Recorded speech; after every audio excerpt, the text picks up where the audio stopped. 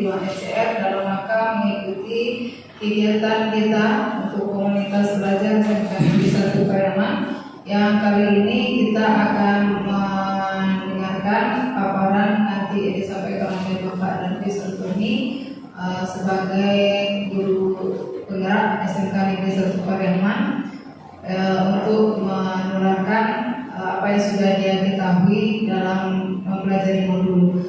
Selamat salam terbesar-besarnya kita aturkan untuk pucuk pimpinan kita, yakni Nabi besar Muhammad Sallallahu Alaihi Wasallam, dengan antara kata Allahumma sholli ala Sayyidina Muhammad wa ala ali Sayyidina Muhammad.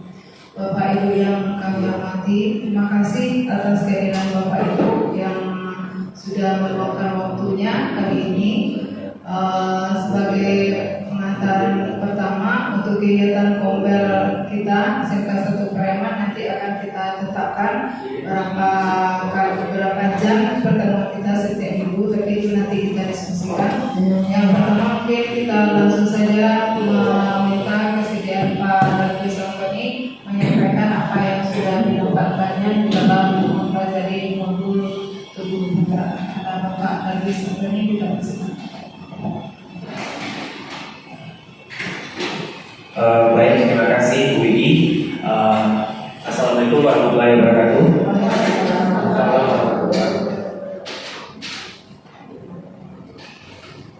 Baik, puji syukur marilah sama-sama kita panjatkan kehadiran Allah Subhanahu wa taala, berkat rahmat dan karunia-Nya sehingga kita diberikan kesehatan sehingga dapat berkumpul pada kesempatan hari ini dalam rangka kegiatan komunitas belajar SMK Negeri 1 Pariaman. Sebelumnya setelah salawat dan salam marilah sama-sama kita ucapkan kirimkan kepada Nabi besar Muhammad Sallallahu Alaihi Wasallam dengan antara kata Allahumma sholli ala Sayyidina Muhammad. Sebelumnya saya mengucapkan terima kasih kepada Bapak Ibu yang telah berkenan hadir pada kesempatan hari ini, kepada Widi yang telah memberikan kesempatan saya berikan waktu untuk menyampaikan diseminasi pemahaman dan pengalaman dalam menerapkan budaya positif di lingkungan kelas. Nah, jadi Bapak Ibu, pada kesempatan hari ini salah satu kegiatan kombel itu merupakan kegiatan yang mendiseminasikan aksi nyata. Ini salah satu kegiatan mendiseminasikan aksi nyata yang sebelumnya sudah saya lakukan, sudah saya terapkan di kelas, dan alhamdulillah respon terhadap kegiatan ini di bagi anak-anak itu cukup baik. Nah, maka dari itu kita pada kesempatan ini membahas atau memberikan pemahaman. Jadi pemahaman ini tidak hanya sampai pada saya saja. Tentunya pemahaman ini penting bagi kita, untuk semua guru untuk kita pahami dan kita terapkan bersama.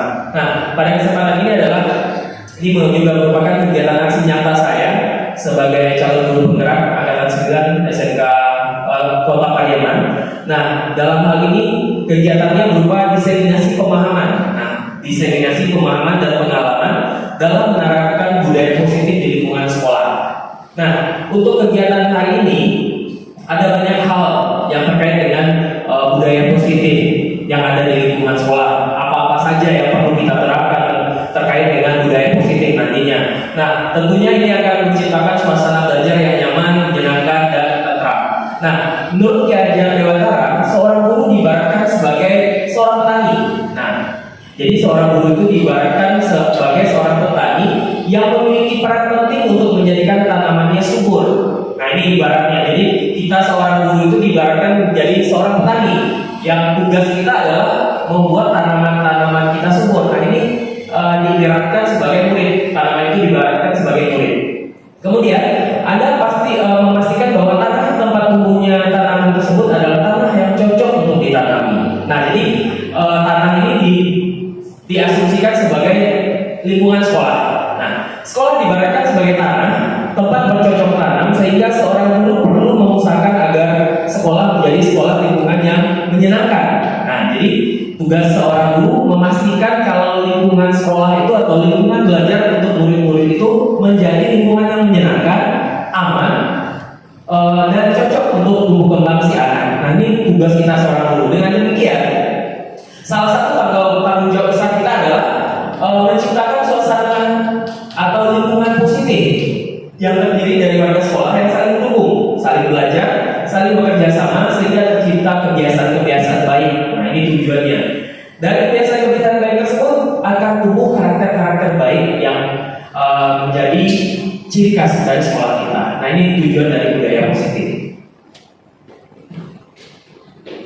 Berikutnya, kita masuk ke pertanyaan pemantik. Sebelum kita mulai materi ini, ada 3 pertanyaan. Bapak Ibu perlu menyatakan apakah Bapak Ibu setuju atau tidak setuju dengan pernyataan ini. Pertanyaan pertama, kita lihat pertanyaan pertama. Hukuman dapat mendisiplinkan anak. Menurut Bapak Ibu, apakah hukuman ini bisa mendisiplinkan anak? Setuju atau tidak setuju? Setuju. Ada yang setuju, ada yang tidak setuju. Kira-kira Bapak Ibu yang setuju, kira-kira pendapatnya apa? Kenapa? Bapak Ibu menyampaikan bahwa hukuman ini dapat mendisiplinkan anak. Bapak Ibu yang menyatakan setuju, kira-kira? Bupi?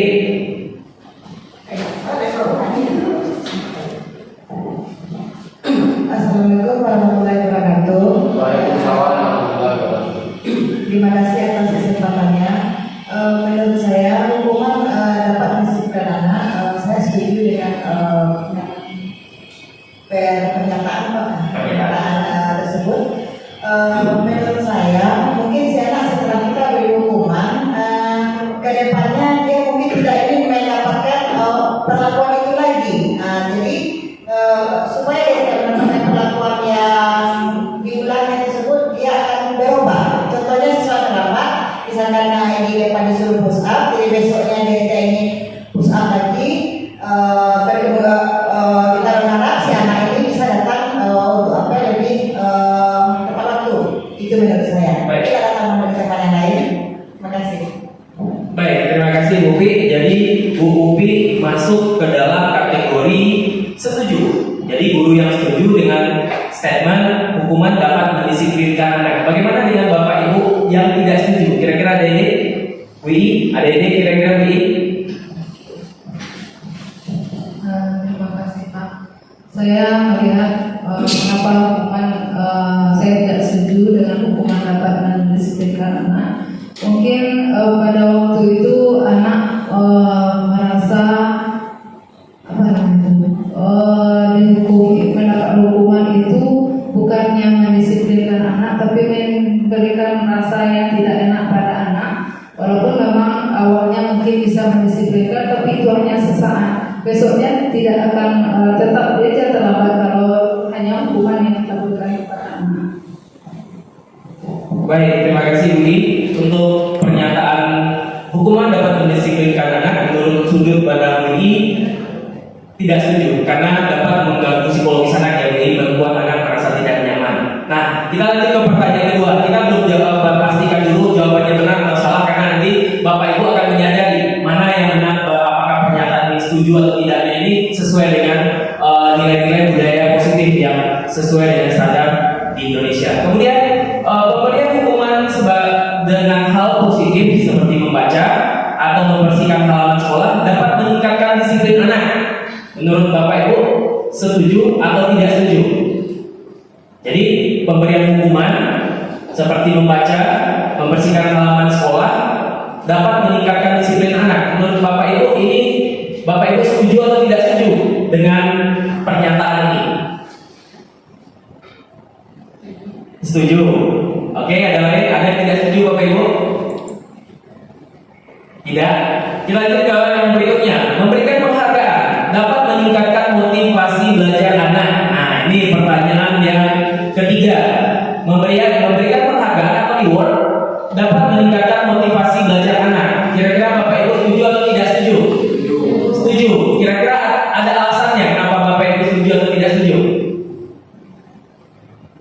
Kira-kira apa alasannya Bapak Ibu menyatakan setuju atau tidak setuju? Wibra, setuju atau tidak setuju? Setuju. Kira-kira apa alasannya Wibra?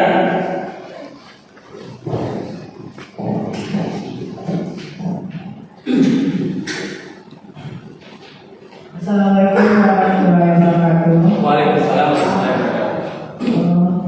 Pernyataan tersebut saya setuju karena dengan memberikan penghargaan kepada anak merasa semangat, dia lebih bergairah belajarnya, lebih semangat karena ada penghargaan yang diberikan. Walaupun penghargaan cuma misalnya memberikan aplaus, memberikan kata-kata yang bagus, begitu. Terima kasih. Baik, terima kasih Wibra. Berarti 3 pertanyaan pemantik ini yang menjadi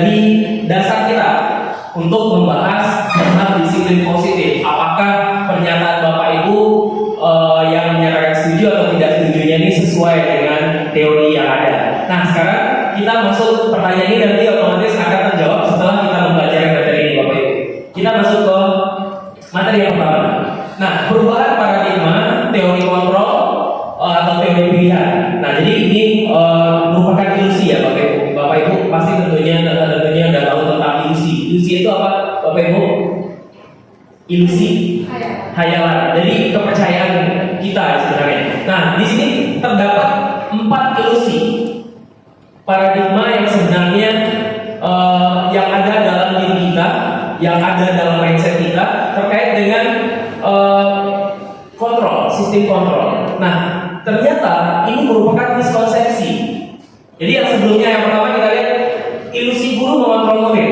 Nah, pada kesempatan sebelum-sebelumnya saya yakin kita sudah memikirkan bahwa teori guru ibaratnya sering melakukan perintah-perintah pada murid. Guru mengontrol murid. Kalau di dalam kegiatan, di dalam kelas, tugas kita adalah mengontrol murid. Bukankah begitu, Bapak Ibu? Nah, ini merupakan miskonsepsi. Jadi miskonsepsi di mana teori kontrol menyatakan bahwa semua perilaku memiliki tujuan, bahkan terhadap perilaku yang tidak disukai.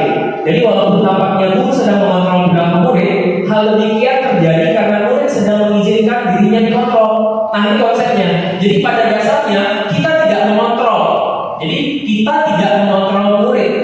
Nah, pada dasarnya individu ini tidak bisa dikontrol. Yang bisa mengontrol hanya dirinya sendiri. Nah, inilah miskonsepsi yang selama ini kita pikirkan kalau kita punya power untuk mengontrol murid. Padahal tidak. Nah, sebenarnya murid itu memberikan akses untuk dia dikontrol, bukan untuk kita punya power kalau bilang A harus A, tidak seperti itu. Nah, ini miskonsepsi yang sebenarnya terjadi. Sebenarnya kita tidak mengontrol murid, tapi guru murid ini yang memberikan akses untuk kita mengontrolnya. Jadi saat ini terbentuk, kontrol guru menjadi kebutuhan dasar yang dimiliki oleh murid. Ini dia. Jadi selama ini kita mengontrol, kita memberikan perintah kepada murid, padahal itu bukan kontrol. Itu merupakan kehendak dari si murid. Jadi karena merasa membutuhkan, otomatis dia memberi akses untuk dikontrol. Nah, itu miskonsepsi. Jadi kita bukan memiliki akses untuk mengontrolnya, tapi si murid ini memberi akses untuk kita mengontrolnya. Jadi bukan power. Jadi tidak berupa power. Yang kedua, ilusi bahwa kritik dan membuat orang merasa bersalah dapat menguatkan karakter. Ya, tak Bapak Ibu. Selama ini gimana kira-kira? Kritik dan membuat orang merasa bersalah. Bapak Ibu pernah bikin anak merasa bersalah? Pernah? Contohnya apa? Kira-kira apa contohnya? Bapak Ibu membuat anak merasa bersalah. Kira-kira apa? Contoh, manggil orang tua anak yang salah. Kira-kira apa yang Bapak Ibu sampaikan membuat anaknya merasa bersalah? Salah satunya apa? Nah, ibu asal murah kayak. Nah, ini kan ibaratnya membuktikan kalau kita untuk memancing merasa bersalah. Namun ilusi ini merupakan sebuah ilusi. Ini bukan sebuah kenyataan, tapi ini merupakan sebuah ilusi bahwa kritik dan membuat orang merasa bersalah dapat menguatkan karakter. Makanya penguatan positif atau bujukan dalam bentuk kontrol, segala usaha untuk mempengaruhi murid agar mengulangi suatu perlakuan tersebut adalah suatu usaha untuk mengontrol, masih bersifat kontrol gitu, Bapak Ibu. Jadi bukan ibaratnya menguatkan karakter atau segala macam, tidak, tapi ini masih berupa kontrol. Jadi kita mengupayakan supaya kita mengontrol si anak ini dengan cara-cara mengkritik atau membuat rasa bersalah. Nah, ini salah satu ilusi yang terjadi yang disampaikan oleh Lexer terkait dengan miskonsepsi kontrol. Berikutnya adalah ilusi bahwa semua penguatan positif efektif dan bermanfaat. Nah, menggunakan kritik dan rasa bersalah untuk mengontrol murid menuju pada identitas gagal. Nah, ini kira-kira jadi membuat murid ini merasa bersalah, kemudian mengkritik murid itu merupakan sebuah identitas gagal. Kemudian mereka belajar untuk merasa buruk tentang diri mereka. Nah, ini adalah akibat dari kontrol tadi. Yang terakhir adalah ilusi bahwa orang dewasa memilih hak untuk memaksa.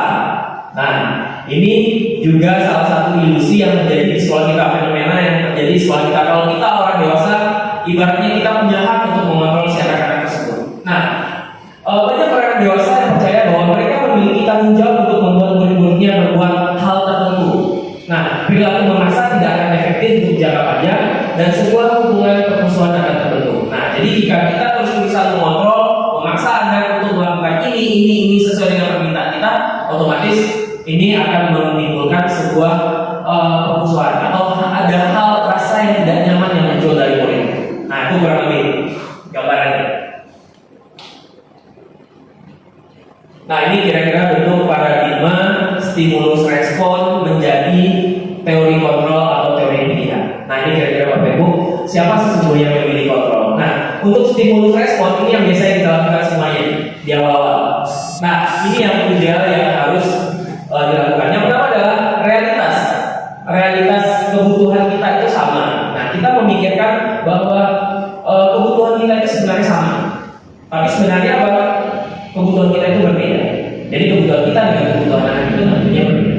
Kemudian semua orang melihat hal yang sama. Jadi dari sudut pandang itu tentunya semua orang idealnya mempunyai sudut pandang yang berbeda. Tapi realitanya pada saat ini kita memikirkan untuk siswa-siswa kita bahwa sudut pandang kita itu harus sama. Nah, itu makanya disampaikan oleh Ki Hajar Dewantara kalau anak itu adalah pribadi yang unik. Nah, itu berikutnya adalah kita mencoba mengubah orang agar berpandangan yang sama dengan kita. Padahal sesuai dengan teori kontrol, kita berusaha memahami pandangan orang lain tentang dunia. Jadi ibaratnya tidak kita saja yang harus mendengar, kita juga memahami orang lain. Berikutnya adalah perilaku buruk pilihan sebagai suatu kesalahan. Itu kalau di teori stimulus respon. Sedangkan untuk teori kontrol hanya semua perilaku memiliki tujuan. Berikutnya adalah orang lain bisa mengontrol saya. Sedangkan di teori kontrol apa? Hanya Anda yang bisa mengontrol diri Anda. Nah, itu makanya tadi miskonsepsi tadi sebenarnya murid itu yang punya kontrol dirinya sendiri. Namun karena dia memberikan akses, makanya tidak bisa mengontrolnya. Itu dia. Kemudian pemaksaan ada pada saat rujukan gagal. Kemudian kolaborasi dan konsensus menciptakan pilihan-pilihan baru. Nah, ini untuk stimulus respon ini sebenarnya masuk ke kategori model berpikir menang atau kalah. Kemudian kalau misalnya untuk teori kontrol itu win-win solution. Nah, kita masuk ke disiplin. Bapak Ibu pastinya sangat familiar dengan kata disiplin. Apa itu disiplin, Bapak Ibu?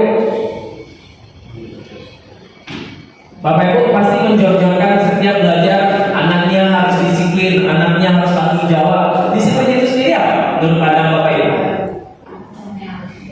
Peraturan. Nah, konsepnya peraturan yang harus dijalankan. Nah, itu kalau disiplin menurut sudut pandang kita. Sekarang kita lihat disiplin ini berasal dari kata bahasa Latin disiplina, yang artinya belajar. Ada peraturan Bapak Ibu? Tidak. Makna dari kata ini berkonotasi dengan disiplin diri dari murid-murid Sokrates dan Plato. Disiplin diri, nah ini ada konsep lagi. Disiplin diri membuat orang menggali potensinya sesuai dengan sebuah tujuan dan apa yang dihargai. Itu yang disiplin diri. Kalau tadi konsep kita disiplin itu adalah peraturan yang harus ditegakkan. Nah, itu konsep kita. Nah, ternyata disiplin diri itu adalah menggali potensi. Dan jadi kalau bisa disiplin itu sendiri adalah belajar. Dan disiplin diri ada disiplin dan disiplin diri. Nah, sedangkan untuk disiplin diri membuat orang menggali potensi. Itu dia disiplin diri. Namun dalam budaya kita, makna disiplin telah berubah menjadi sesuatu yang dilakukan orang lain untuk mendapatkan kepatuhan. Iya tak Bapak Ibu? Nah, ini yang konsep yang selama ini terjadi di lingkungan kita. Ini peraturan-peraturan kita harus patuh pada disiplin ini. Nah, ini dia konsepnya. Kemudian cenderungan umum adalah menghubungkan kata disiplin dengan ketidaknyamanan. Nah, dengan kata dengan apa yang kita hargai atau mencapai suatu tujuan mulia. Nah, jadi konsep yang sebenarnya apa? Menggali potensi itu yang disiplin diri. Nah, sekarang kita lihat nilai kebajikan universal. Nah, nilai kebajikan universal adalah sifat-sifat positif manusia yang merupakan tujuan mulia yang ingin dicapai oleh setiap individu. Nah, nilai-nilai tersebut bersifat universal dan lintas bahasa, suku bangsa, agama maupun latar belakang.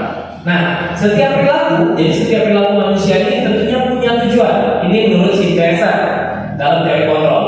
Dengan mengaitkan nilai-nilai kebajikan yang motivasi intrinsik akan terbangun. Jadi konsepnya kita harus membangun motivasi intrinsik siswa Bapak Ibu.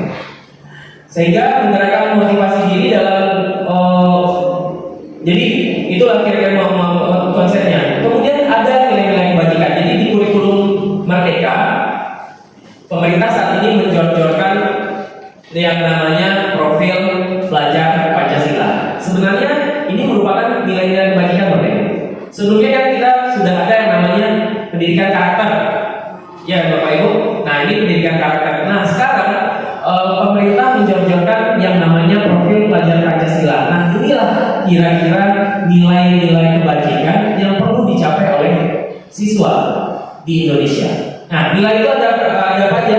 Ada profil pelajar Pancasila itu ada yang harus dicapai. Pertama adalah beriman dan bertakwa kepada Tuhan Yang Maha Esa dan berakhlak mulia. Kemudian mandiri, bernalar kritis, berkebinekaan global, bergotong royong dan kreatif. Nah inilah kira-kira nilai kebajikan yang harus dicapai oleh siswa. Itu untuk nilai kebajikan.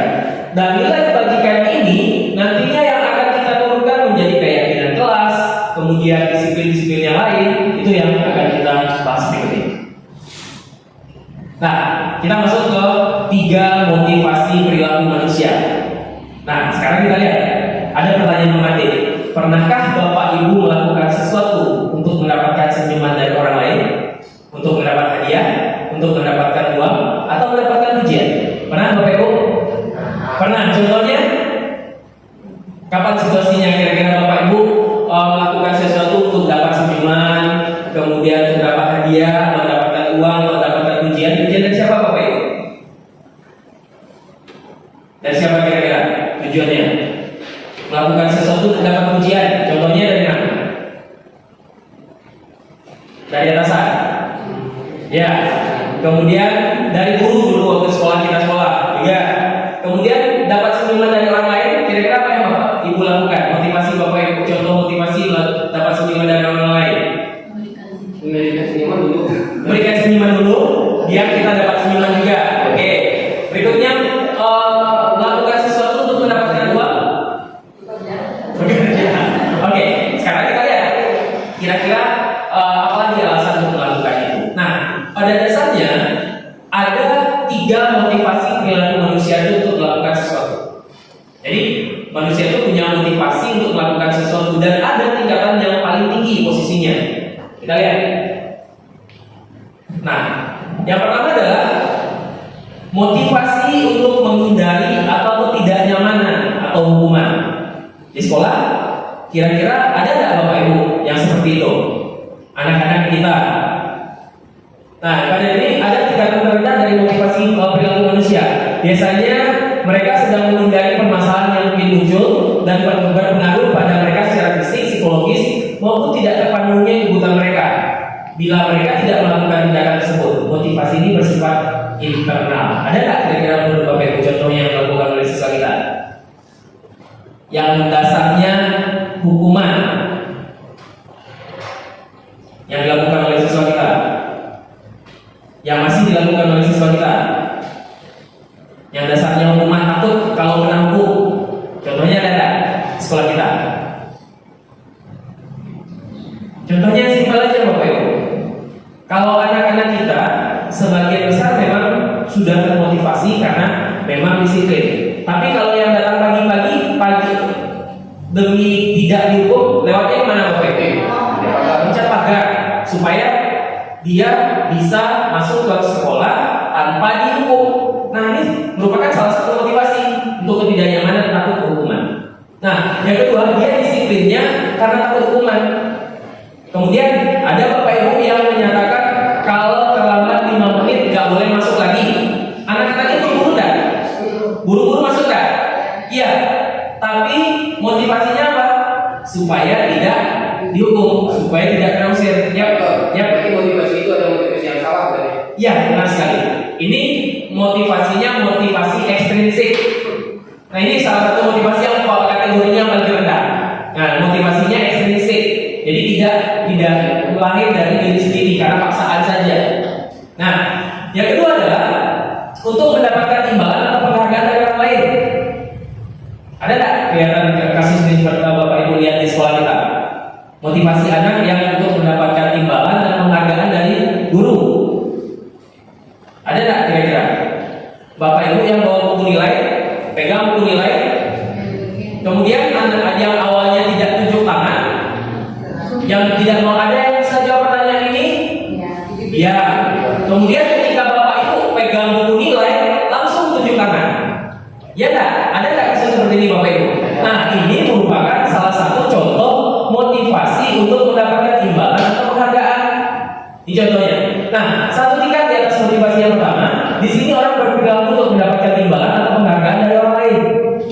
Mereka yang punya motivasi ini juga melakukan sesuatu untuk mendapatkan hadiah, pengakuan atau imbalan. Motivasi ini juga masih bersifat eksternal, Nah, motivasi yang paling baik, yang terakhir adalah untuk menjadi orang yang mereka inginkan dan menghargai diri sendiri dengan nilai-nilai yang mereka percaya. Nah, inilah yang perlu kita bangun Bapak Ibu. Sebenarnya tugas kita ini sangat berat. Nah, ini yang perlu kita bangun. Kenapa? Mereka melakukan sesuatu karena nilai-nilai yang mereka yakini dan mereka hargai. Dan mereka melakukannya karena mereka ingin menjadi orang yang melakukan nilai-nilai yang mereka yakini tersebut. Nah, ini adalah motivasi yang akan membuat mereka disiplin positif karena motivasi berperilakunya bersifat internal bukan eksternal. Sudah ada kira-kira Bapak Ibu menemukan siswa kita seperti ini? Ada, tapi masih belum banyak. Nah, itulah kira-kira tugas kita untuk membangun ini. Nah, ini deh kesimpulannya. Jadi 3 motivasi perilaku untuk manusia ini, kesimpulannya ini. Yang pertama, menghindari ketidaknyamanan hubungan. Pertanyaan ini, apa yang akan terjadi jika saya tidak melakukannya? Jadi kalau misalnya ada kegiatan, si anak muncul pertanyaan seperti ini, apa yang terjadi jika saya tidak melakukannya? Nah, itu. Kalau nak raja Pak Bu, kalau nak hubungan Pak apa? Nah, ini masih motivasinya eksternal. Nah, pertanyaan kedua, untuk mendapatkan imbalan dari orang lain, apa yang akan saya dapatkan apabila saya melakukannya? Nah, ini ada juga kan si anak-anak kita melakukan ini. Nah, yang terakhir untuk menghargai diri sendiri. Nah, inilah salah satu tujuan disiplin positif tersebut. Nah, tujuannya adalah saya akan menjadi orang seperti apa bila saya melakukannya. Nah, ini kira-kira motivasi yang ketiga. Ini adalah motivasi yang paling baik yang perlu kita pupuk untuk siswa-siswa kita. Nah, kita masuk ke hukuman, konsekuensi dan restitusi, Bapak Ibu. Nah, inilah kira-kira yang disebut dengan di sekolah kita masih banyak hukuman ya Bapak Ibu, sangat banyak. Kemudian ada konsekuensi Bapak Ibu, ada contohnya kalau terlambat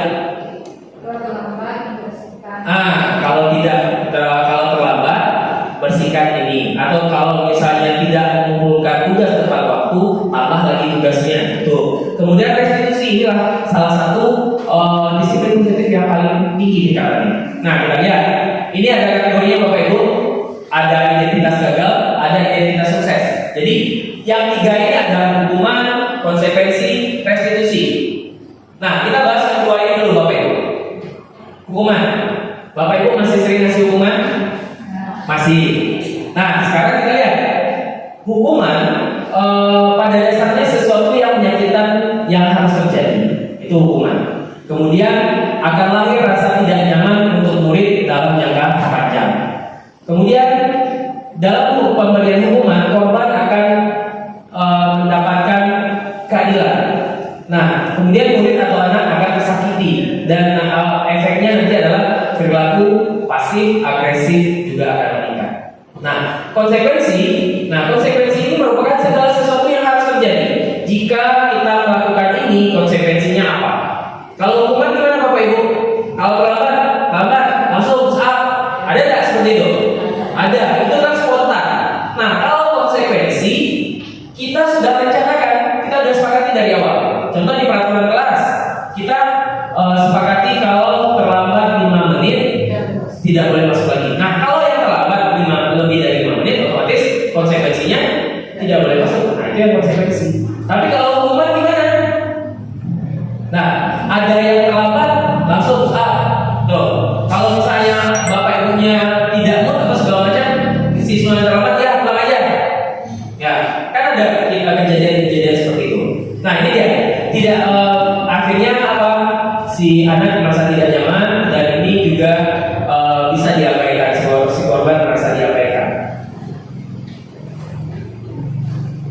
Nah, ini dia. Sifat dari hukuman itu adalah negatif, konsekuensi sifatnya netral, dan restitusi sifatnya positif. Nah, contohnya apa? Di sini ada kalau untuk hukuman peraturannya adalah ini. Kamu harus ini. Nah, itu hukuman. Kalau misalnya untuk konsekuensi, apa peraturannya? Kita tanya dulu. Peraturannya apa? Contoh ada anak-anak yang harusnya hari Senin pakai baju putih abu-abu, ternyata dia pakai baju pramuka. Kita tanya dulu. Udah tahu peraturannya apa? Nah, kemudian tahu kira-kira konsekuensinya apa kalau tidak pakai baju ini. Nah, kalau misalnya hukuman gimana? Baju nggak sesuai dengan peraturan belak, gitu, langsung hukuman jadinya kan. Nah, kalau konsekuensi ibaratnya sesuatu yang sudah disepakati itu ada korelasi dengan aturan. Nah, yang terakhir itu restitusi. Sekarang kita lihat kesimpulannya. Kalau misalnya di hukuman itu metodenya paksaan. Kalau konsekuensi masih stimulus respon.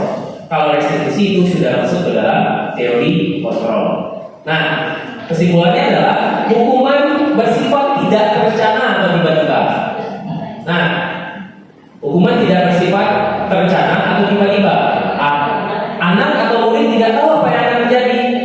Jadi kalau misal Bapak Ibu si anak berbuat salah, tiba-tiba Bapak Ibu ingin kasih hukuman yang tidak disangka-sangka anak, itu namanya hukuman. Tapi kalau kita nggak sepakati dari awal, itu namanya konsekuensi. Tapi kalau Bapak Ibu nanti menggali kenapa, bisa cari solusinya apa, nah itu baru masuk ke restitusi. Itu bedanya. Jadi sesuatu yang spontan, nah yang bersifat tidak terencana dan tiba-tiba itu masuknya ke dalam hukuman. Nah, ini hukuman ini bisa berupa fisik dan verbal. Jadi hukuman ini tidak hanya berupa fisik, tapi juga bisa berupa hukuman verbal. Disiplin dalam bentuk konsekuensi ini sifatnya sudah terencana dan disepakati. Contoh dalam pelajaran olahraga, kalau pelajaran olahraga anaknya terlambat disuruh lari 3 keliling lapangan, itu hukuman atau konsekuensi Bapak Ibu? Kalau belum ada peraturannya berarti hukuman. Tapi ini pelajarannya olahraga Bapak Ibu, disuruh lari. Ini masuknya ke konsekuensi karena relevan dengan pelajaran kita. Tapi kalau misalnya bahasa Inggris, saya bahasa Inggris anak saya bolos, saya ajak keluar silakan lari keliling lapangan. Ini masuknya hukuman. Itu bedanya, karena nggak ada relevansinya dengan saya. Kecuali kalau ketika saya belajar bahasa Inggris, saya suruh anaknya hafal kosakata berhubungan dengan otomotif 30 buah. Nah, ini masuknya ke dalam konsekuensi. Itu dia. Itu beda antara konsekuensi dan hukuman. Sekarang kita cek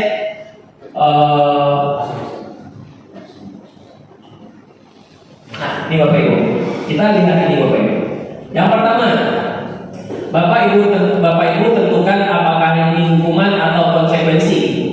Yang pertama, mencatat 100 kali di dalam buku kalimat saya tidak akan terlambat lagi karena saya terlambat di sekolah. Menurut Bapak Ibu, hukumankah atau konsekuensi? Hukuman. Oke, kita cek dulu jawabannya ya Bapak Ibu. Hukuman ya. Oke, yang kedua, lari mengelilingi lapangan basket 2 kali karena terlambat hadir di sekolah. Hukuman atau konsekuensi? Hukuman. Oke, kita cek, nanti kita buktikan. Yang ketiga, membersihkan coretan yang dibuat di meja tulis. Kira-kira apa? Masukkan konsekuensi atau hukuman? Kita cek dulu. Berikutnya, murid diminta push up 15 kali karena tidak menggunakan masker. Apa Bapak Ibu? Oke, hukuman, kita cek dulu. Kemudian mengganti kertas tugas teman yang telah dicoret-coret. Konsekuensi. Kemudian berjemur di lapangan basket pukul 12 siang karena mengobrol dengan teman. Hukuman. Berikut, murid diminta bertelanjang kaki sepanjang hari karena tidak menggunakan sepatu warna hitam sesuai peraturan sekolah. Konsekuensi atau hukuman? Konsekuensi atau hukuman? Kita lihat lagi. Berdiri di depan kelas sambil mengangkat kaki satu karena tidak menjawab pertanyaan. Hukuman. Nah, hukuman atau konsekuensi kita lihat. Membersihkan tumpahan air di meja tulis karena tersenggol pada saat belajar. Konsekuensi. Oke, kita lihat. Kehilangan 10 menit jam istirahat untuk mengerjakan tugas karena terlambat datang dan tertinggal pelajaran selama 10 menit. Kita lihat lagi, duduk di pinggir lapangan pada jam istirahat tidak diizinkan bermain oleh guru piket karena menciderai teman saat bermain di lapangan. Konsekuensi atau hukuman Bapak Ibu? Kita lihat, terlambat hadir di pembelajaran dari 15 menit dan diminta untuk tinggal 15 menit sesuai setelah selesai. Ini konsekuensi atau hukuman? Lagi mengikuti Pak Basket 2 kali karena terlambat 10 menit pelajaran PJOK. Yang kasih tadi ya Bapak Ibu. Nah, membersihkan WC karena mematahkan pensil kawan. Hukuman. Nah, kita buktikan jawaban Bapak Ibu sesuai atau tidak. Yang pertama, mencatat 100 kali di buku saya tidak akan terlambat lagi karena terlambat ke sekolah. Kenapa konsekuensi? Ya, karena ini ada hubungan dengan regulasi sekolah ya Bapak Ibu. Nah, ada regulasi ke sekolah karena dia terlambat sekolah karena dia disitu tidak akan terlambat. Nah, ada relevansinya. Berikut, lari mengelilingi lapangan basket 2 kali karena terlambat hadir di sekolah. Masuknya ke hukuman terlambat sekolah. Berarti otomatis dia masuk ke hukuman. Bersihkan coretan, konsekuensi karena ada sudah dicoret-coret otomatis dibersihkan. Nah, kalau disuruh push up baru diminta push up 15 kali karena tidak menggunakan masker, hukuman. Berikutnya, ada yang tidak sesuai dengan jawaban Bapak Ibu tadi? Satu, apa lagi?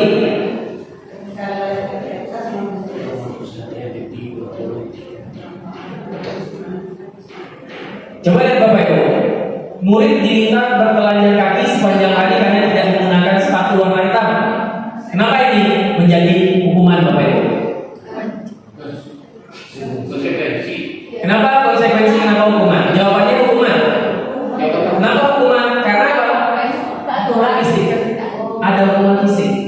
Kan fisik itu Bapak Ibu. Kan ada berhubungan yang fisik. Jadi kalau misalnya di sini karena tidak sesuai dengan peraturan kan ada disuruh nyeker, disuruh bertelanjang kaki itu sebenarnya fisik. Nah, gimana kalau misalnya anak disuruh jalan telanjang kaki kalau ternyata tiba-tiba nginjak paku atau segala macam? Kan banyak dampak yang lain. Nah, ini maksudnya hukuman. Nah, kalau misalnya disuruh ganti pulang, itu baru masuk konsekuensi. Nah, karena tidak ada berupa fisik. Ada lagi yang tidak sesuai Bapak Ibu? Yang lain semuanya sesuai. Nah, berarti alhamdulillah berarti Bapak Ibu sudah paham apa beda antara hukuman dan konsekuensi secara umum. Nah, sekarang kita lihat ini terjawab. Ini jawaban dari pernyataan Bapak Ibu tadi. Masih ingat? Dihukum oleh penghargaan. Tadi Bapak Ibu di pertanyaan romantik bilangnya tadi apa? Penghargaan bisa meningkatkan motivasi siswa kan? Nah, sekarang kita lihat. Ternyata ini miskonsepsi yang selama ini kita lakukan. Ternyata hukuman dan penghargaan itu sama aja.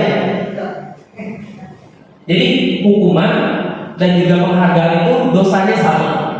Nah, ini dia. Ini sesuai dengan Al-Fiqh bahwa penghargaan berlaku sama dengan hukuman. Dalam arti meminta atau membujuk seseorang melakukan sesuatu untuk memenuhi suatu tujuan tertentu dari orang yang meminta atau membujuk. Dorongan eksternal dan akan ada faktor ketergantungan. Nah, ini penyebabnya. Kenapa hukuman itu sama dengan reward? Jadi selama ini kan banyak yang miskonsepsi. Kita di sekolah mengumumkan juara 1 anak ini, juara 1 anak ini, juara 2 anak ini. Nah, bagaimana di prinsip anak kita yang ranking 23? Nah, apalagi kalau kita umumkan satu kelas 32, peringkat 32 jatuh pada diraih oleh anak kita si E, si A.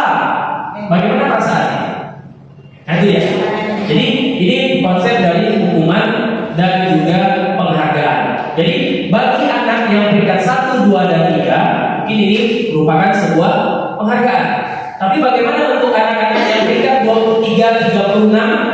Nah, ini akan menjadi sebuah hukuman. Nah, ini dia. Ini berdasarkan riset Bapak Ibu. Ini berdasarkan riset.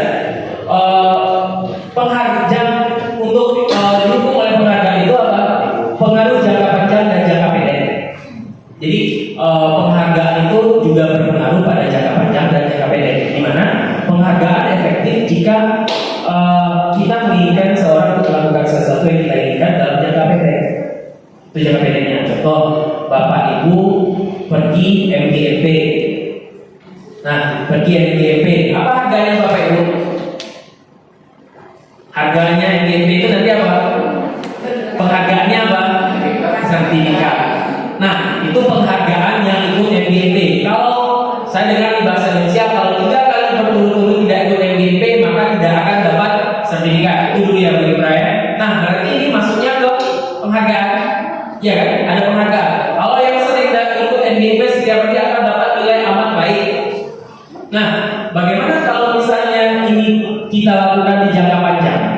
Nah, ini juga tidak baik. Nah, ini makanya hukuman itu tidak juga berupa penghargaan, itu juga berupa hukuman. Nah, jika kita menggunakan penghargaan lagi dan lagi, maka orang tersebut akan tergantung. Nah, ini konsepnya. Kenapa penghargaan itu juga berupa hukuman? Nah, jadi si orang-orang ini akan melakukan hal tersebut karena embel-embel di belakang. Kalau tidak ada embel-embel penghargaannya, dia tidak akan melakukan itu. Nah, contoh, kalau misalnya sekarang di zaman pandemi ditanya, ada pelatihan-pelatihan, Bapak itu nanya pertanyaannya apa? Bayar JP enggak? Berapa JP?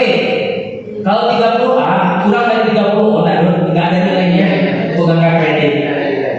Nah, tapi kalau 32 jam, bono-bono enggak Bapak Ibu ikut? Iya, karena dapatnya 32 JP. Padahal yang ilmu di 8 JP ini kan lebih baik daripada di 32 JP. Tapi karena targetnya penghargaan, nah maka hal ini otomatis berefek pada jangka panjang atau jangka pendek. Kemudian penghargaan perubahan tidak efektif. Jadi jika kita melakukan sesuatu untuk penghargaan untuk melakukan sesuatu, maka kita harus terus-menerus memberikan penghargaan tersebut. Nah, sifatnya harus terus-menerus. Kalau tidak ada lagi ya stop. Itu penghargaan. Bapak itu pernah ngasih reward ke anak di kelas? Pernah. Untuk pertemuan berikutnya ditanya lagi kan? Iya. Itu dia. Jadi kalau misalnya kita sekarang kasih reward, nah untuk berikutnya ditanya lagi nggak? Aku udah PK, aku udah PK, aduh bonus ya Pak, apa dia Pak? Itu. Nah itu makanya reward penghargaan itu sama halnya dengan hukuman. Jadi membuat ketergantungan. Kalau misalnya di sini yang reward itu. Kemudian merusak hubungan juga. Tahu Bapak Ibu kenapa penghargaan itu merusak hubungan? Merusak hubungan. Nah di sini contoh yang konsep tadi pembagian rapor, pemberian ranking atau segala macam. Anak yang peringkat 27, 30 merasa iri tidak? Kalau di setiap semesternya diteriak-teriak di lapangan peringkat 1 sini, peringkat 2 sini, peringkat 3 sini, si anak 31 ini tidak? Ya, tentunya ini. Dan nantinya akan berdampak pada apatis. Dia tidak mau lagi, tidak termotivasi lagi untuk melakukan yang lebih baik. Nah itu makanya sebenarnya pemerintah kan sudah lama menghilangkan yang namanya peringkat, ya kan? Sudah lama di kurikulum sebelumnya sudah menghilangkan peringkat, namun di sekolah sepertinya masih tergantung dengan yang namanya peringkat. Nah, itu kurang lebih gambarannya Bapak Ibu. Jadi pada konsepnya di situ penghargaan itu juga berhukuman. Nah berikutnya adalah penghargaan itu mematikan kreativitas. Jadi seseorang yang ibaratnya melakukan sesuatu dengan penghargaan, kadang-kadang kalau targetnya seperti ini, kadang mentok. Nah, mematikan kreativitas juga. Penghargaan hukum. Nah, ini kalau misalnya untuk anak ranking 1 yang punya sama-sama berjuang mendapatkan ranking 1, ternyata dapat ranking 2. Nah, otomatis dia akan merasa terpukul karena usahanya rasanya sudah maksimal. Kadang-kadang ada yang tidak terduga. Peringkat satunya yang tidak diduga-duga kan ada itu. Nah, itu kurang lebih. Penghargaan mengurangi motivasi intrinsik. Nah, itu juga salah satu dihukum, salah satu bentuk dari dihukum oleh penghargaan. Nah, kita masuk ke restitusi. Apa itu restitusi? Kalau tadi kita sudah membahas tentang hukuman dan konsekuensi, sekarang kita masuk ke restitusi. Nah, restitusi ini adalah proses menciptakan kondisi bagi murid untuk memperbaiki kesalahan. Kalau tadi kita apa? Hukum. Yang pertama, kalau salah kita hukum. Kalau salah ini konsekuensinya. Nah, kalau di restitusi ini kita memberikan kesempatan anak untuk memperbaiki kesalahannya. Contoh, kita masuk ke kelas, kesepakatannya anak ini harus bawa tugas, mengerjakan tugasnya tepat waktu dan lengkap semuanya. Ternyata si anak ini tidak bawa tugas, alasannya tugasnya ketinggalan. Nah, kita nanti berikan solusi. Kita giring si anak ini untuk mencari solusinya sendiri. Apakah nanti difotokan sama orang tuanya? Mereka yang akan memikirkan solusinya, supaya nanti yang tanggung jawabnya ini terpenuhi. Jadi bukan sekedar ngukur kalau misalnya sini nggak ada tugas keluar.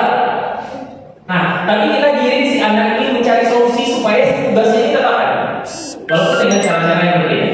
Nah, itu kurang lebih. Nah, kalau tadi alasannya ketinggalan di rumah, mungkin dia memikirkan bahwa gimana Pak kalau saya foto aja, saya lihatkan, saya nggak tolong foto ke orang rumah, saya lihatkan ke Bapak. Nah, ini kan solusi yang lain dari itu. Gimana Pak kalau saya isi 10 menit untuk jemputnya ke rumah? Itu juga solusi yang bisa yang dapat dari anak tanpa hukuman atau konsekuensi tadi. Nah, restitusi ini merupakan kolaborasi yang mengajarkan murid untuk mencari solusi terhadap masalah mereka. Itu yang restitusi. Nah, ini restitusi ini cara yang paling baik, dianggap cara yang paling baik. Kemudian restitusi juga fokus pada karakter, yang fokusnya ke karakter bukan tindakan. Dan restitusi ini adalah hal yang menguatkan juga. Kemudian restitusi fokus pada solusi, dan restitusi ini mengembalikan murid yang berbuat salah pada kelompoknya. Jadi biasanya anak-anak yang salah ini kan merasa minder atau merasa bersalah dan tidak nyaman masuk ke kelompoknya kembali. Nah, tugas kita adalah membangun kepercayaan dirinya kembali. Nah, itu tujuan dari restitusi. Nah, ini masuk ke keyakinan kelas. Sebelumnya Bapak Ibu di awal semester bikin apa Bapak Ibu? Kontrak belajar, kesepakatan kelas, apalagi namanya peraturan kelas. Nah, untuk kontrak belajar yang bikin siapa Bapak Ibu? Bapak Ibu disampaikan. Contohnya kita menambahkan kelas, misalnya awalnya kita buat 5 menit. Nah, ternyata siswa minta bu sampai kemarin mau tahu 10 menit. Jadi kalau seandainya kita sepakati 10 menit, berarti lewat ada yang nambah lewat 10 menit. Nah, berarti dia kan sudah tahu dengan risiko yang dia jalani. Baik, sekarang itu kira-kira keyakinan kelas. Jadi kita bikin dulu dari awal. Sekarang kita lihat dulu. Ini contoh pertanyaannya Bapak Ibu. Pertanyaan pertama. Jadi mengapa keyakinan kelas? Kenapa tidak peraturan? Sebelumnya ini kan kalau kontrak belajar itu bersifat peraturan atau keyakinan Bapak Ibu? Masih bersifat peraturan. Nah, sekarang kita lihat pertanyaan ini. Mengapa kita memiliki peraturan helm pada saat mengendarai kendaraan roda 2? Kira-kira ada apa alasannya Bapak Ibu? Melindungi kepala atau untuk keselamatan ya Bapak Ibu? Oke. Saat COVID kemarin kita disuruh pakai masker ya Bapak Ibu? Kita disuruh pakai masker, kita disuruh cuci tangan. Bapak Ibu melakukannya atau tidak? Melakukannya. Kalau Bapak Ibu ke tempat umum, tentunya Bapak Ibu pakai masker. Nah, tujuan Bapak Ibu, motivasi Bapak Ibu apa? Supaya terlindungi untuk kesehatan. Nah, ini dia. Jadi nilai-nilai keselamatan untuk pakai helm dan nilai kesehatan ini adalah yang disebut dengan suatu keyakinan. Itu yang keyakinan. Nah, yang berarti apa? Kebajikan universal yang disepakati tersirat dan tidak tersurat. Itu dia. Jadi kan pertanyaan saya, yang keyakinan ini lahirnya dari siapa Bapak Ibu? Dari diri kita sendiri. Kalau bisa peraturan gimana? Ada statement kan, peraturan dibuat untuk dilanggar. Nah, karena apa? Karena dibuat satu arah. Nah, kalau keyakinan kelas kita itu hendaknya kita bikin secara dua arah. Kita sepakati. Nah, itu tujuan yang beda antara peraturan dan keyakinan kelas. Kalau kontrak belajar, rata-rata yang tadi Bupi sudah menyampaikan memang bagus sekali. Itu ada negosiasi. Tapi poinnya apa yang digalurkan dulu kita itu yang menyampaikan ya, baru terjadi negosiasi. Nah, kalau keyakinan kelas kita gali ininya segala macam. Nah, ini semuanya dari murid dan kita sepakati antara murid murid. Bukan berarti apa yang disepakati murid aja. Boleh telatnya setengah jam Pak, nggak mungkin. Nah, tapi apa? Murid menyampaikan aspirasinya, kita sepakati bersama. Kalau ini sesuai dengan regulasi dan aturannya, dan kita lihat keyakinannya. Nah, jadi kalau tadi kan nilai dari pakai helm, keyakinannya apa? Keselamatan. Kalau pakai masker nanti keyakinannya apa? Kesehatan. Nah, berarti kan kita meyakini ini. Dengan kita yakini, otomatis kita akan jalani tanpa ada peraturan tersurat atau tersirat pun. Nah, ini dia. Sekarang kita lihat ini. Ini konsep pembentukan keyakinan kelas. Nah, keyakinan kelas ini sebenarnya bersifat abstrak, Bapak Ibu. Lebih bersifat abstrak daripada peraturan yang lebih rinci dan konkret. Nah, kemudian keyakinan kelas berupa pernyataan universal. Jadi bukan satu itu segalanya, tapi pernyataan. Pernyataan keyakinan kelas senantiasa dibuat dalam bentuk positif. Nah, ini dia. Contohnya saya bilang tadi, Bapak Ibu ketika peraturan pakai HP gimana di kelas? Apa aturannya? Kalau yang saya lakukan, Ya. kalau di saat belajar HP tolong disimpan. Nah, nanti kalau seandainya ibu menerangkan anak-anak menggunakan HP, HP-nya ibu sita, ambilnya nanti sama orang tua. Oke. Jadi HP-nya disimpan, kemudian dikeluarkan ketika dibuka. Kalau didapatkan HP ini disita. Nah, ini sudah menjadi keyakinan kelas atau peraturan? Masih peraturan. Karena apa? Ini belum terjadi kesepakatan bersama, belum lahir dari siswa ini. Nah, jadi kemudian boleh kita mengajukannya, boleh, tapi kita giring bersama. Ini bisa kita jadikan keyakinan. Dan satu lagi, contohnya dalam program belajar tidak boleh memakai HP saat belajar. Ada nggak sih yang menggunakan aturan seperti itu? Ada kan? Nah, kata tidak boleh kita ganti dengan kata positif. Jadi kata-kata negatif. Jadi dalam bikin keyakinan kelas atau kesepakatan kelas nantinya kita gunakan kata-kata yang positif, Bapak Ibu. Ini dia poin. Jadi kalau misalnya tidak boleh terlambat, positifnya apa, Bapak Ibu? Datang tepat waktu. Sebenarnya kita bermain dengan kata-kata, tapi aura negatifnya ini yang kita hindari. Nah, kemudian keyakinan kelas tentang ini tidak terlalu banyak, Bapak Ibu. Ya, jangan sampai satu papan tulis juga, nggak perlu. Jadi kita bikin keyakinan kelas ini tidak terlalu banyak. Jadi jangan sampai kelas kita penuh dengan keyakinan aja semuanya, tapi tidak dijalankan. Nah, itu dia. Kemudian sehingga mudah diingat dan mudah dipahami oleh warga sekolah. Jadi kalau ditanya datang tidur-tiduran di kelas, nah ini keyakinan kelas yang seperti apa yang dilakukan? Nah, otomatis maksudnya adalah saling menghargai. Atau guru ngomong, guru menerangkan, murid-muridnya ngomong. Ini melanggar keyakinan kelas. Karena keyakinan kelas seperti apa yang kita dilakukan oleh murid? Saling menghargai. Gitu ya. Kemudian semua warga sekolah hendaknya ikut berkontribusi dalam pembuatan keyakinan kelas. Nah, ini dia. Dan terakhir, bersedia meninjau kembali keyakinan kelas dari waktu ke waktu. Jadi prinsipnya keyakinan kelas ini fleksibel, Bapak. Jadi tidak terus-menerus itu boleh kita sesuaikan. Nah, itu kurang lebih kayaknya. Nah, sekarang kita lihat prosedur pembuatan keyakinan kelas. Nah, sebelum itu kita lihat dulu peraturan. Ini baru peraturan. Berikutnya kita lihat nilai kewajiban yang dituju dengan peraturan ini. Kembalikan barang ke tempatnya. Kira-kira apa nilai kewajibannya, Bapak Ibu? Rapi, kerapian. Dilarang mengganggu orang lain. Apa nilai kewajibannya, Bapak Ibu? Saling menghormati. Hadir di sekolah 15 menit sebelum memulai pembelajaran. Disiplin. Dilarang melakukan kekerasan. Apa?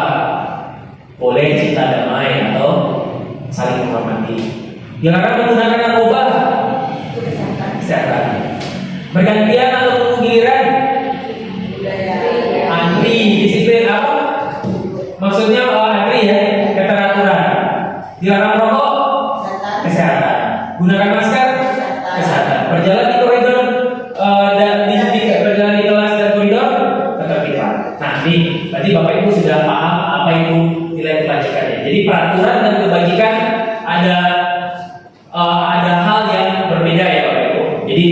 kalau misalnya nilai kebajikan ini hal-hal yang positif. Nah, ini prosedur pembentukannya. Yang pertama, kita persilakan dulu murid mencurahkan pendapat, sampaikan dulu pendapatnya. Setelah itu, catat apa masukan-masukan murid. Setelah itu, susun keyakinan kelas itu sesuai dengan prosedur pembentukan keyakinan kelas. Kalau nanti ada ide dari si anak ini negatif, kita ganti jadi positif.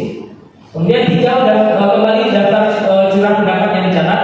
Mungkin ada yang pernyataan yang masih berupa peraturan. Nah, kita ganti.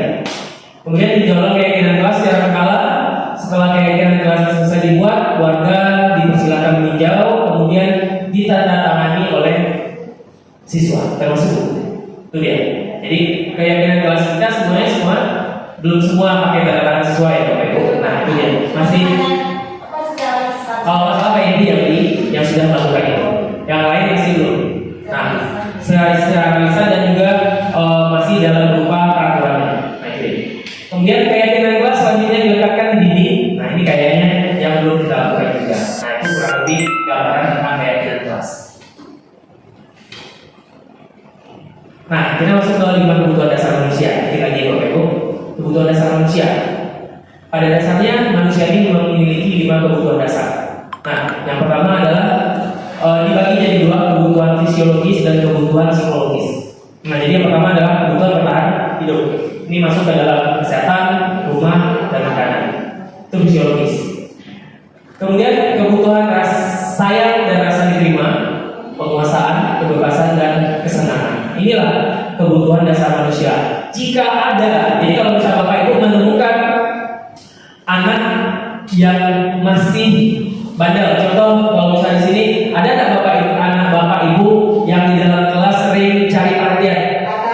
Nah, yang dilakukan oleh anak itu berarti di rumah salah satu dari 5 kebutuhan manusia ini masih belum terpenuhi. Nah, jadi jika ada anak-anak kita yang melakukan hal yang tidak sesuai dengan norma, berarti kesimpulannya ada kebutuhan yang belum mereka penuhi. Yang kebutuhan mereka belum terpenuhi. Contoh tadi anak-anak yang ibaratnya kalau ketika belajar sering aja ribut atau ganggu teman atau segala macamnya. Kebutuhan apa itu Bapak Ibu yang dibutuhkannya? Nah, maksudnya itu mana? Kasih sayang dan rasa diterima. Ada juga yang anak-anak Bapak Ibu itu absen tidak masuk, ternyata dia kerja. Dan di sini kira-kira kebutuhan apa yang belum terpenuhi Bapak Ibu? Nah, kebutuhan bertahan hidup. Nah, jadi kesimpulannya jika ada anak-anak kita yang melakukan sesuatu yang belum sesuai dengan kaidah-kaidah atau norma-norma yang berlaku, kita harus menelusuri. Pasti ada salah satu kebutuhannya yang belum terpenuhi dan kita harus gali itu. Nah, itu tugas kita sebagai seorang guru. Itu kurang lebih Bapak Ibu. Nah, sekarang kita masuk ke 5 kontrol guru. Bapak Ibu biasanya kalau misalnya ada anak yang terlambat, ada anak yang cabut, Bapak Ibu, kira-kira apa yang Bapak Ibu lakukan apa? Pertemuan berikutnya. Silakan Bu Pri. Terima kasih Tonton. Untuk pertemuan berikutnya, si anak ditanya kenapa dia bisa tanya hari Selasa, pelajaran saya kan jam 11 sampai jam 11. Istirahat zuhur, habis zuhur lagi. Awalnya dia masuk, setelah zuhur dia masuk lagi. Minggu pertama berikutnya ditanya kenapa tidak masuk habis zuhur minggu kemarin. Ternyata awal kata lo sudah makan. Itu jawabannya. Kemudian yang Ibu lakukan apa? Mengingatkan si anak untuk kedepannya jangan ketiduran lagi sehabis istirahat zuhur di tempat kosnya. Oke, terima kasih Ibu. Sekarang kita masuk ke kasus yang lain. Pernah nggak Bapak Ibu menemukan anak yang ketika sedang Bapak Ibu sedang menjelaskan si anak ini tidak memperhatikan dan malah mengganggu teman yang lain? Ada. Kira-kira yang Bapak Ibu lakukan apa? Pak Sumardi? Bu Mega? Silakan.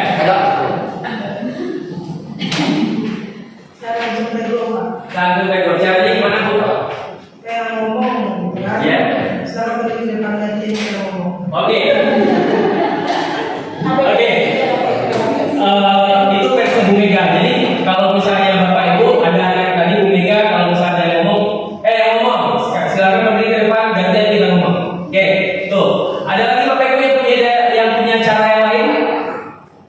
Ketika kita sedang ngomong, ada anak lain yang ngomong.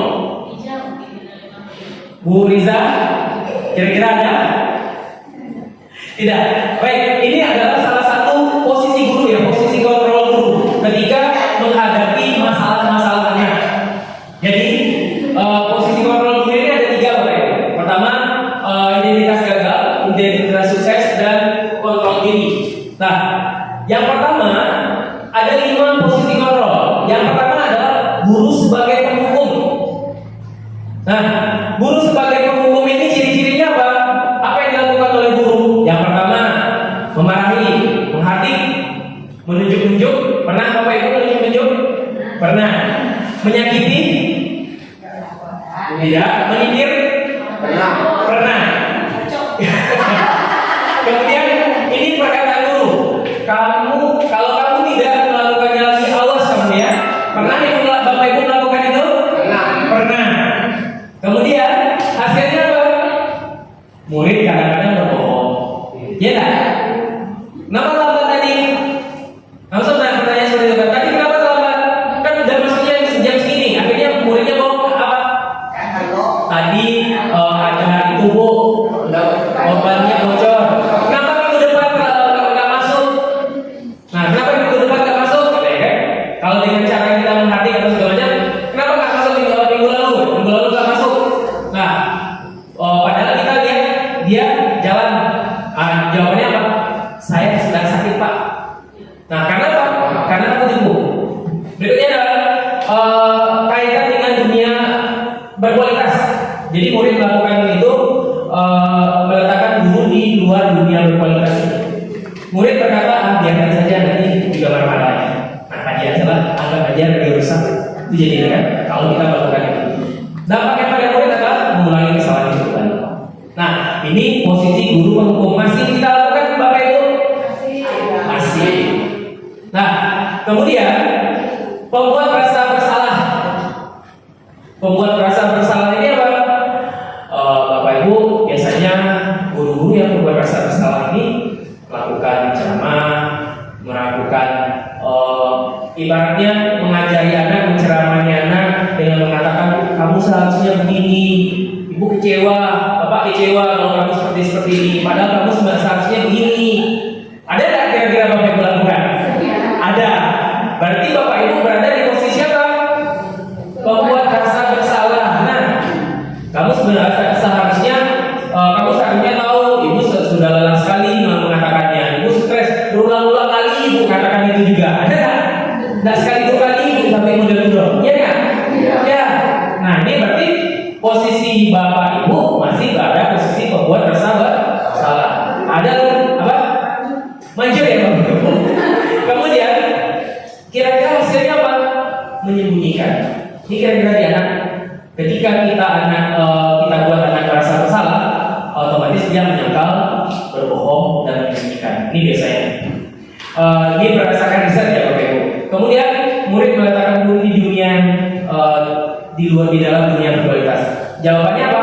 Maaf Pak, tiga maaf Bu. Nah, dampak pada murid apa? Si murid ini merasa rendah diri. Coba pikirkan, baik orang tua membanting tulang, harus cari uang untuk ini segala macam. Gimana tuh nak? Segala macam kan? Otomatis si anak ini merasa apa? Insecure, merasa bersalah juga, merasa tidak rendah, merasa tidak nyaman. Nah itu 3. Nah ini yang masuk kategori kontrol dari luar dan masuknya ini ke dalam identitas gagal Bapak Ibu. Nah identitas gagal. Berikutnya adalah identitas berhasil. Nah identitas berhasil ini bukan berarti paling bagus juga ya Bapak Ibu. Yang pertama adalah yang kalau tadi kan menghindari hukuman kalau identitas gagal. Kalau identitas sukses ini mengharapkan imbalan atau ketergantungan pada orang lain. Nah, ini lagi posisi kontrol guru gimana? Membuat alasan untuk mundur murid. Ada nggak kira-kira Bapak Ibu? Wali kelas biasanya. Ada nggak kira-kira wali kelas? Kalau ada si murid bermasalah dengan guru A, nah bilang aja seperti ini, dan seperti ini. Ada nggak seperti itu? Ada. Nah jadi bilang aja ibu yang bilang seperti ini ya. Nah gitu. Supaya si murid ini ibaratnya merasa dilindungi. Nah itu dia. Nah jadi kalau misalnya ada juga yang bilang jangan bilang sama guru lain, nah nanti guru lain marah sama bapak atau sama ibu. Nah itu juga. Jadi supaya seolah-olah kita dekat dengan si anak ini, kita menghalalkan cara lain supaya si anak ini bisa dekat dengan kita, bergantung pada kita. Nah ini posisi guru sebagai teman. Nah, ayolah lakukan demi ibu, ini dia. Masa kamu tidak tahu? Ingat, tidak akan ibu bantu lagi. Nah, ini kan membuat ketergantungan. Kalau kamu lakukan itu, ibu tidak akan membantu kamu lagi ke depannya. Nah, tuh. Kemudian hasilnya apa? Ketergantungan. Nah, berikutnya adalah guru sebagai pemantau. Nah, guru sebagai pemantau di sekolah kita ini ada nggak Bapak Ibu? Ada. Guru sebagai pemantau ini ciri khasnya apa? Menghitung dan mengukur apa peraturannya, konsepnya peraturannya tidak seperti ini. Nah, itu guru yang sebagai pemantau. Nah, itulah kurang lebih guru yang sebagai pemantau ini apa? Meminta murid meletakkan dulu peraturannya. Jadi ibaratnya peraturannya harus seperti ini, murid harus ikut peraturan ini. Itu pemantau. Jadi kalau bisa sepatu yang tidak sesuai dengan warnanya, berarti itu dia. Nah, kadang-kadang kan guru ada yang juga yang langsung hukum, tapi yang guru pemantau ini tidak sesuai dengan peraturannya. Nah, itu dia. Nah, inilah guru yang terakhir, guru yang paling ideal. Yang guru yang sebagai manajer, guru yang paling baik ya, guru yang paling sesuai dengan standar. Mengajukan pertanyaan-pertanyaan dulu. Jadi ketika ada siswa yang salah, nggak langsung dihukum, nggak langsung dimarah-marahi, nggak langsung diceramahi, nggak langsung diajak komunikasi yang ini itu segala macam. Nah, yang harus dilakukan guru ini adalah mengajukan pertanyaan-pertanyaan supaya si anak ini bisa mencari solusinya. Itu dia.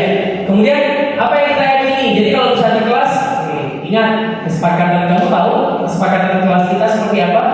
Jadi kalau misalnya ada anak yang ibaratnya tidur-tiduran di kelas, tahu keyakinan kelas yang sudah kita bikin itu apa? Masih ingat apa keyakinan kelas itu? Kita gali dulu. Nah, masih Pak, kira-kira apa? Penting nggak itu? Kalau menurut kamu itu penting, kira-kira bagaimana kamu melakukannya? Nah, kalau ini salah, gimana solusinya? Coba pikirkan solusinya sendiri. Nah, itu dia guru yang sebagai manajer. Jujur saya masih belum bisa melakukan sebelumnya posisi ini. Yang saya masih 1, 2, 3, 4 saya melakukan itu. Di manajer saya masih melakukannya juga. Cuma dominannya ke bawah, bukan ke atas. Nah itu Bapak Ibu. Kemudian itu kurang lebih kira-kira posisi kontrol. Jadi posisi kontrol itu berapa buah Bapak Ibu? Yang pertama apa? Penghukum. Yang kedua, membuat rasa bersalah. Yang ketiga, teman. Yang keempat, pemantau. Yang kelima, manajer. Nah, inilah 5 posisi kontrol guru yang nanti berlanjut pada segi 3 restitusi. Nah, ini pernyataan-pernyataan. Saya kecewa sekali dengan kamu. Berarti kita lakukan yang dilakukan apa? Membuat rasa bersalah. Kamu tidak pernah benar melakukannya. Nah, yang guru bilang anak selalu salah itu dia salah aja terus. Kamu tidak pernah benar melakukannya. Nah, ini dia posisinya sebagai penghukum. Nah, kamu juga dari kemarin kamu lagi, sekarang kamu lagi. Apa? Salah dari sewa. Ah iya, dia bilang salah dari sewa ya Pak. Nah ini dia, berarti posisi kita sebagai penghukum. Kemudian, ayolah lakukan demi ibu. Nah, lakukan demi ibu itu berarti posisinya sebagai teman, tapi membuat ketergantungan. Ini juga salah. Nah, berikutnya adalah apakah kamu mau mendapatkan stiker bintang hari ini? Nah, ini pemantau. Jadi kalau misalnya di sini kan ibaratnya status itu. Berikutnya adalah bagaimana kamu bisa menyelesaikan masalah ini, manajer? Kamu selalu yang paling terakhir. Ini juga Bang. Nah, inilah kira-kira posisi guru. Nah, untuk segi 3 restitusi, posisi kita adalah sebagai manajer, Bapak Ibu. Bukan sebagai penghukum, pemantau. Nah, tidak. Jadi yang di segi 3 restitusi ini kita harus berposisi sebagai manajer. Itu dia. Nah, segi 3 restitusi sudah didefinisikan sebagai suatu proses dialog. Nah, ini proses dialog yang dijalankan oleh guru atau orang tua agar menyelesaikan masalah murid yang mandiri dan bertanggung jawab. Nah, ini posisinya sebagai manajer. Jadi kita ajak anaknya ngomong, kita ajak anaknya bicara, kita gali, kita arahkan dia supaya bisa menyelesaikan masalah. tahapannya Bapak Ibu. Yang pertama adalah tahapan menstabilkan identitas. Yang kedua, validasi tindakan yang salah. Yang ketiga, menanyakan keyakinan. Nah, ini kira-kira menstabilkan identitas tujuannya adalah membuat anak merasa gagal karena berbuat salah menjadi positif terhadap dirinya. Jadi kalau si anak tadi nggak tahu salah kan? Jadi si anak tadi dia udah merasa salah. Nah, yang harus kita lakukan adalah menstabilkan identitasnya dulu. Nah, coba tadi ada anak yang berkelahi. Nah, kita stabilkan identitasnya dulu. Nah, bagaimana caranya? Berbuat salah itu hal yang manusiawi. Kita bilang dulu. Jadi salah itu biasa. Salah itu ada hal yang biasa.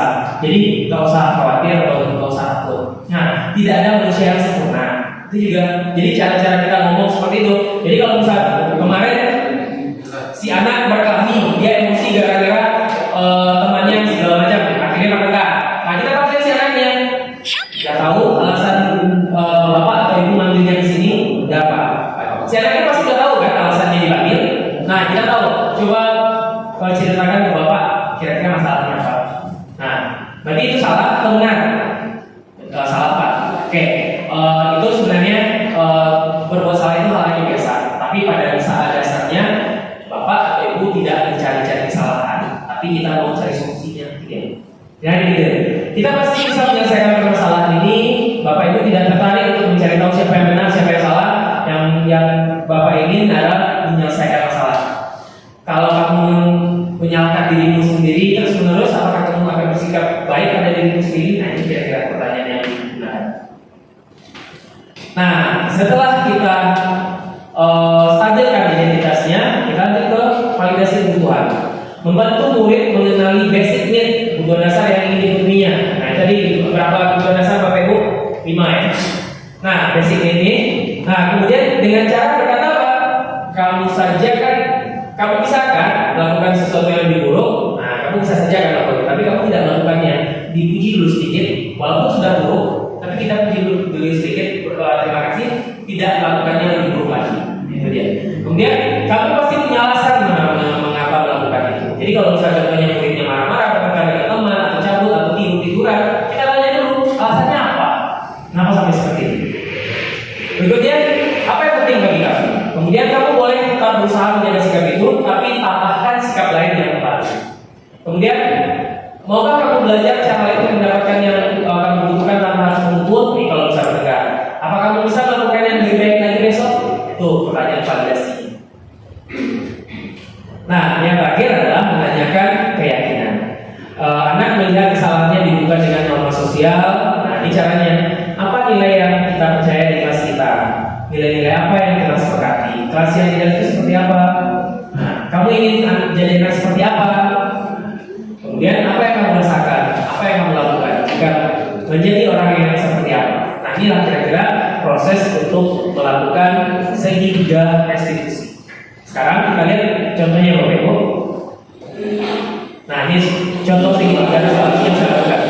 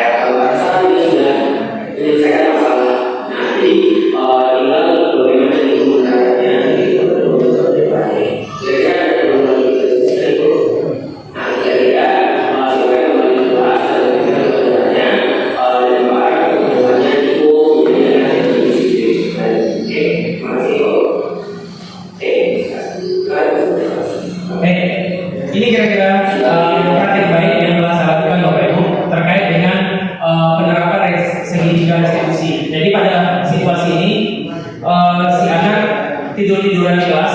Ternyata si anak ini sudah 2 minggu bekerja. Ternyata sudah 2 minggu bekerja sampai larut malam. Jadi sampai larut malam, dan setelah pulang bekerja, si anak ini main HP dulu. Nah, tidak langsung tidur. Akhirnya ketika pagi belajar pagi di sekolah, si anak ini ketiduran. Nah, kalau posisi saya sebagai penghukum, tentunya saya akan marah dan langsung suruh keluar tanpa cari tahu dulu masalahnya seperti apa ya. Nah, makanya dengan posisi sebagai manajer, kita harus gali dulu masalahnya apa, kemudian kita terapkan segitiga restitusi. Sebenarnya saya yakin Bapak Ibu sudah ada melakukan ini kan, tapi masih belum tahu prosedurnya seperti apa ya. Nah, jadi kita cari solusinya. Yang mencari solusi bukan kita, tapi kita giring si anak ini untuk menemukan solusinya tadi. Jadi tadi situasinya siang si anak tadi ketiduran. Kita tanya dulu keyakinan tentang masalahnya apa permasalahannya, kenapa dia sampai melakukan itu. Dan ternyata kita menemukan masalahnya. Setelah itu kita beri identitasnya, mensandarkan identitas, itu biasa. Itu adalah hal yang normal kalau misalnya itu manusiawi, dan Bapak sangat menghargai itu, kita apresiasi juga. Nah, setelah itu kita tanya apakah ini tindakannya salah atau benar. Nah, menurut kalau misalnya sesuai tak dengan keyakinan kelas. Kalau belum sesuai, kira-kira keyakinan kelas apa yang dilakukan? Nah, menurut kamu penting tak ini keyakinan kelas seperti ini? Nah, jika penting, kira-kira apa solusi terhadap masalah yang telah dihadapi? Nah, ya si anak ini memikirkan solusinya. Kemudian bagaimana cara? Nah, ini kurang lebih bentuk dari segitiga restitusi, dan poinnya adalah kita harus memposisikan diri sebagai manajer. Jadi kita tidak boleh memvonis anak ini terlambat keluar.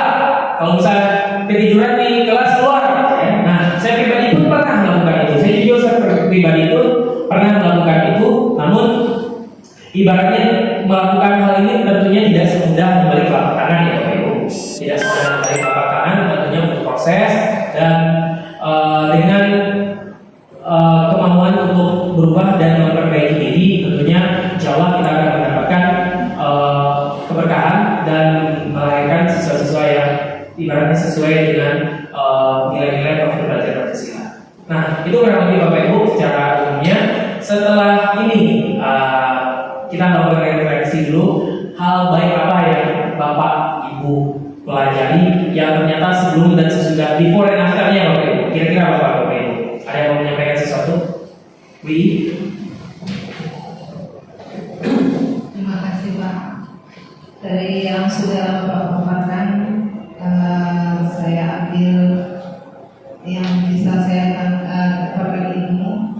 Yang pertama, sebagai seorang guru, kita tidak boleh memberikan hukuman kepada anak, karena itu bukanlah suatu solusi yang bagus untuk mendisiplinkan siswa. Kemudian saya baru tahu Pak, disiplin itu hanya belajar artinya, jadi bukan suatu peraturan. Kemudian sebagai seorang guru, awalnya kalau posisi saya mungkin banyak ke memberi rasa bersalah itu bisa ternyata itu bukan yang baik. Yang baik itu sebagai seorang manajer. Jadi mungkin kedepannya saya akan berusaha menjadi seorang manajer. Oke, baik Bu Ili, terima kasih atas refleksinya. Jadi tentunya banyak hal yang baru, saya juga seperti itu.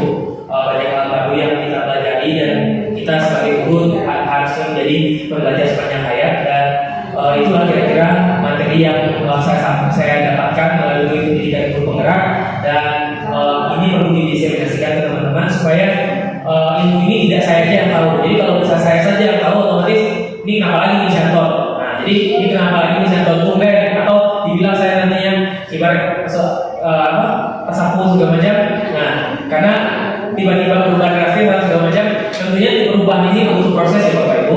Dan tentunya Bapak Ibu setelah dengan harapan setelah mempelajari ini, setelah diskusi ini, dapatkan materi, semoganya untuk ke depan Bapak Ibu bisa menerapkan hal-hal yang berupa disiplin positif. Terima kasih atas kehadirannya ini. Banyak maaf dalam penyampaian. Wabillahi taufiq wal hidayah. Wassalamualaikum warahmatullahi wabarakatuh. Waalaikumsalam warahmatullahi wabarakatuh. Berikan tepuk tangan yang meriah.